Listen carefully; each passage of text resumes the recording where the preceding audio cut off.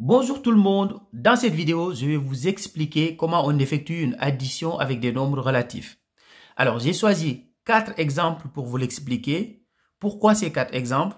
Parce que tout simplement, peu importe l'exercice que vous allez faire, s'il s'agit de faire des calculs, c'est-à-dire des additions de nombres relatifs, vous êtes forcément dans un de ces 4 cas-là.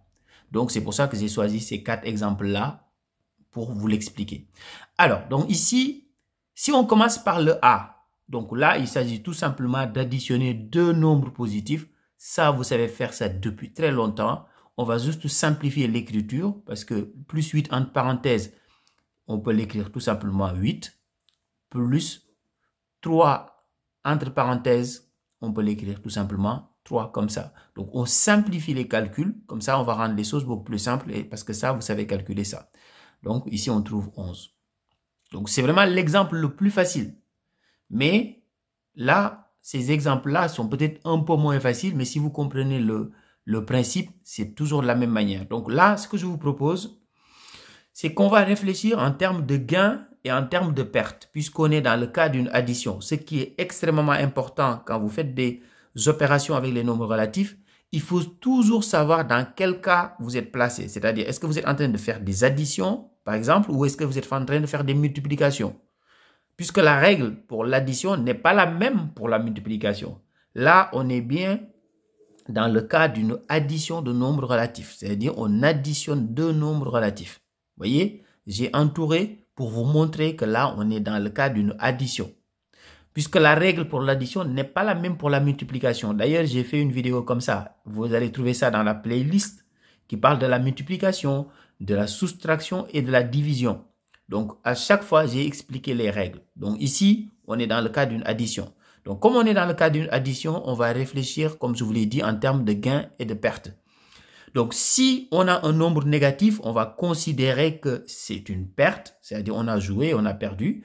Si on a un nombre positif, on va considérer que c'est un gain, c'est-à-dire on a gagné. Donc, si on applique ça au B, par exemple ici, on joue une première fois et on perd 10 euros. Donc, c'est moins 10, donc on a perdu 10 euros. Et on joue une deuxième fois, on perd 5 euros. Donc, si on perd 10 et on perd 5, ça veut dire qu'on a perdu. Si on fait le bilan des deux parties, on a perdu de l'argent. Mais combien on a perdu, c'est toujours la question qu'il faut se poser ici. Combien on a perdu? On a perdu 5 et 10. Donc, ce qui veut dire qu'en tout, on a perdu 15. Donc, notre résultat, c'est moins 15. Alors, pour la question C, donc ici, on a un nombre positif plus un nombre négatif. Donc, si on réfléchit toujours en termes de gains et de pertes, donc la première partie, on a gagné 9 euros, parce que c'est plus 9, mais je n'ai pas besoin d'écrire le plus, vous avez bien compris que c'est plus 9. Donc, on a gagné 9 et on a perdu 2,5. Donc, si on gagne 9 et on perd 2,5, si on fait le bilan des deux parties, on a gagné de l'argent, donc c'est positif. Donc, le résultat sera positif. Mais on a perdu à la deuxième partie. On a gagné à la première, on a perdu à la deuxième.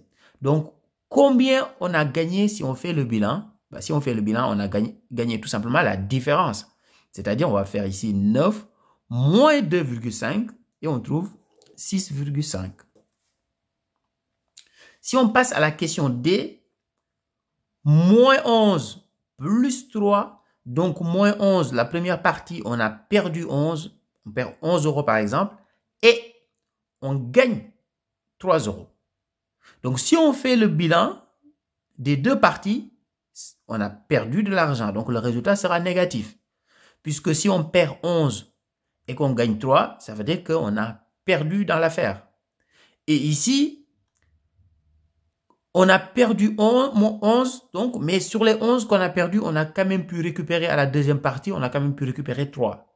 Donc, ce qui veut dire qu'on a perdu 8 euros. Donc, si on perd 11 euros et on gagne 3 euros, si on fait le bilan des deux parties, on a perdu 8 euros.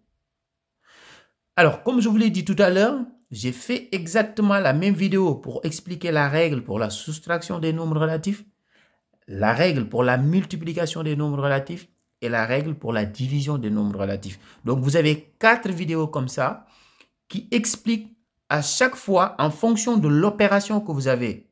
Par exemple, ici, une addition. Donc, en fonction de l'opération que vous avez, quelles sont les règles? C'est extrêmement important de savoir calculer avec des nombres relatifs sans difficulté. Au revoir.